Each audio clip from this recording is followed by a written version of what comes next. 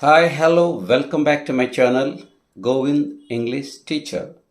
Today we're going to learn different ways of creating vocabulary, how to create vocabulary in a novel way, the beauty of expanding vocabulary in novel and different ways. So there are many ways how to form words in English language. They are abbreviations, compounding, blending, clipping, neologisms, and acronyms, prefixes, suffixes, and coinage, creating extensively new words based on sound and existing pattern in the language. So, for this topic, here is a great speaker, JVL Nasrullah sir, and he is a retired teacher and who got 6 times international award for his services. Now he is with us and he is going to explain and expand the topic. I heartily welcome JVL sir. Sir, please. Good morning, all of you.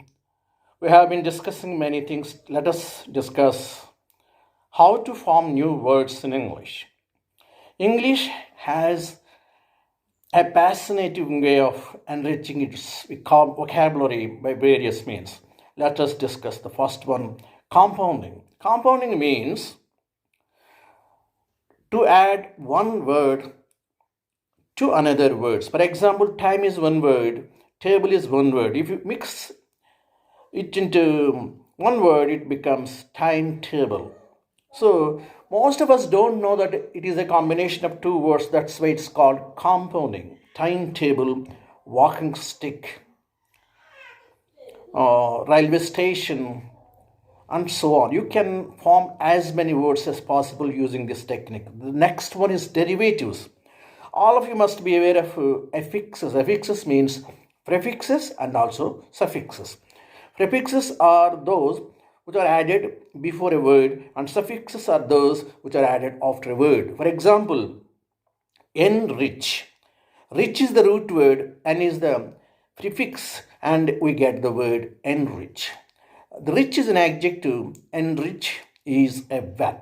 In that way, we get a new word and a new part of speech. Similarly, rich plus es becomes riches. Rich is an adjective, but riches and also richness are nouns. This is a beautiful way of using affixes. Those are prefixes and suffixes which can be used to enhance or enrich vocabulary in English.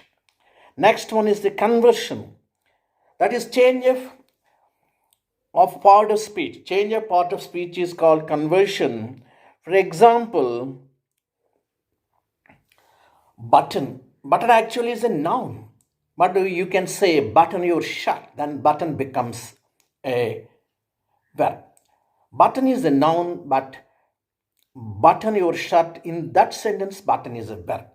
In English, there are many words or many nouns which can be turned into verbs if you use them correctly. This is called verbification. Verbification is a wonderful tool. Most of us don't know how to use them. For example, please zip your trousers. Please unzip your trousers. Even paper the table means cover the table with paper. Instead of saying cover the table with paper, you simply say paper the table. This is a beautiful way of forming new words using the technique verbification. This happens because of the change of nouns into verbs. Of course, please email. Email is actually a noun. Please email it to me. It becomes immediately a verb. He emailed yesterday. He emailed me yesterday. You could hear email becomes a verb. A noun turns into a verb, but you should be very careful about its use. Whether you are using it a verb or whether you are using it a noun. For example, Learning English is a big ask. Ask is originally a verb, but here it is used as a noun. So a verb can be a noun can be a verb. So we must be very, very careful about the use of English words, because English has a tendency to use one word into different parts of speech. Especially we must be careful about using nouns into verbs. So if you are good at using how to use nouns into verbs, you can enhance your vocabulary and you can simplify your language. Instead of using circumlocution or difference in a different way, you can simplify the language and it sounds more natural even to the native speakers. The next technique is using abbreviations.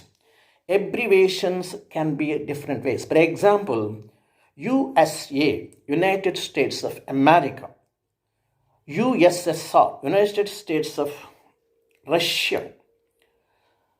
Similar, UNESCO, that is different. I will talk about it later. There are many words. MP, Member of Parliament. MBBS, Bachelor of Medicine and Bachelor of Surgery. MD, Doctor of Medicine. MS, Master of Surgery. In this way, you can use abbreviations for longer version of the words. These days it's better to know SP, Superintendent of Police. If you say Superintendent of Police, in a layman cannot understand, but if you say SP, can understand it. CI, Circle Inspector. If you say that he is a Circle Inspector, he may not understand it, but if you say CA, SI, Sub Inspector, CC, Camp Clerk, PA, Personal Assistant. In this way, you can enhance your vocabulary to a greater extent. Now the other one is acronyms. Acronyms means we take the first letter of the word and then add something. For example, Sri Rangam Srinivasarao. Of course, I am using Telugu here, Sri. Similarly, UNESCO, United Nations Education and Cultural, this and that. You need not say UNESCO. Who? World Health Organization. These are called acronyms. Acronyms are different from abbreviations. Abbreviations, we spell them separately. But acronyms, we pronounce them as a word. UNESCO, who? Radar, like that. Radar, radio detecting and ranging becomes radar. It is better to use the word radar instead of those lengthy sentences or lengthy words. Now, neologisms. In English, is famous for its neologisms.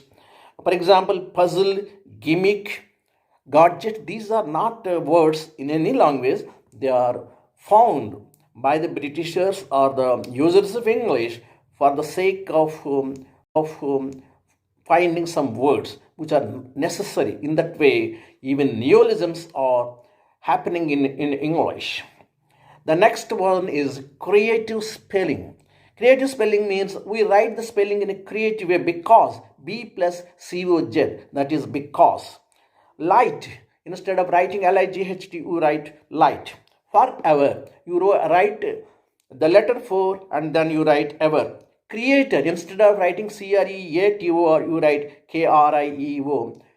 That means the creative way of spelling. That's why English is creative. Its vocabulary is very creative, but you need to be creative to enhance your vocabulary, and you can enhance or enrich the vocabulary further. Thank you very much for watching.